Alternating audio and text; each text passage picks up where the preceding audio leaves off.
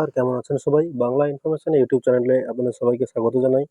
আজকে এসে গেছি আরো একটি নতুন প্রকল্পের সংবাদ নিয়ে, যেটা হচ্ছে লক্ষ্মী ভান্ডার প্রকল্পের সংবাদ নিয়ে।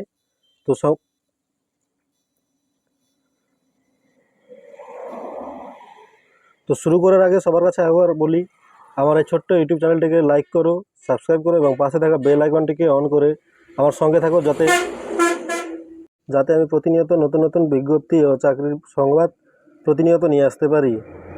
মমতা বন্দ্যোপাধ্যায় রাজ্যের মুখ্যমন্ত্রী হওয়ার পর তিনি সমাজের সাধারণ মানুষের জন্য নানান প্রকল্প নিয়ে এসেছেন। তার মধ্যে লক্ষ্মী ভান্ডার হলো একটি নতুন প্রকল্প।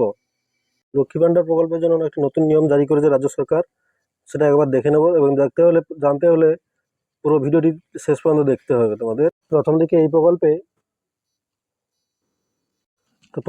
প্রকল্পে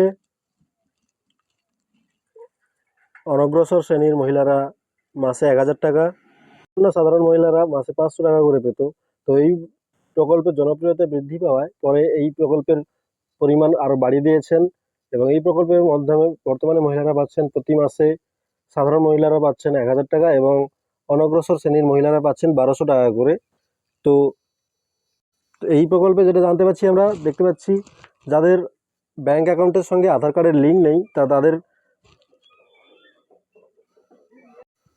যাদের ব্যাংকের লিঙ্ক নেই, আধার কার্ডের সঙ্গে লিঙ্ক করা নেই, তাদের টাকাগুলো আর ঢুকবে না।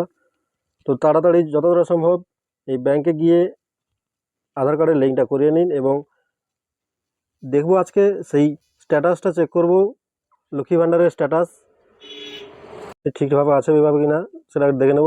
জানতে হলে আমাদের প্রথমে অফিসিয়াল ওয়েবসাইটে যেতে হবে। সেটা হচ্ছে এই লক্ষ্মী ভান্ডারের অফিসিয়াল ওয়েবসাইটটি হচ্ছে socialsecurity.wb.gov.in। তো এটিকে আমরা ইনপুট করে সার্চ করব। সার্চ করলে এবারে একটা অপশানে চলে এসছে লক্ষ্মী ভান্ডার বলে দেখতে পাচ্ছি, এটাতে এন্টার করব। এখানে আসার পরে আমাদের প্রথমে এখানে দেখতে পাবো ট্র্যাক অ্যাপ্লিক্যান্ট স্ট্যাটাস বলে রয়েছে অপশান, এটাতে এন্টার করব।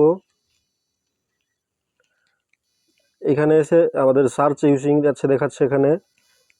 তো আইডি সার্চ করতে গেলে এখানে আসবো, সার্চ ইউজিং। এখানে দেখাচ্ছে অ্যাপ্লিকেশন আইডি, মোবাইল নম্বর, আধার কার্ড নম্বর এবং স্বাস্থ্যসাথী কার্ড নম্বর রয়েছে।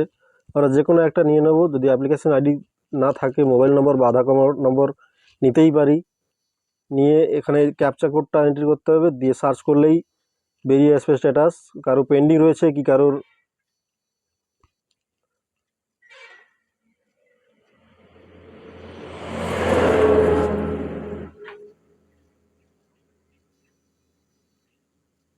কোনো সমস্যা থাকলে অবশ্যই বেরিয়ে আসবে এখানে। এই উপায়ে আমরা লক্ষ্মী ভান্ডার প্রকল্পের স্ট্যাটাসটা চেক করতে পারবো। তো বন্ধুরা, আমার এই ভিডিওটি যদি ভালো লেগে থাকে তবে একটা লাইক করো, সাবস্ক্রাইব করো এবং পাশে থাকা বেল আইকনটিকে অন করে আমার সঙ্গে থাকো। ধন্যবাদ।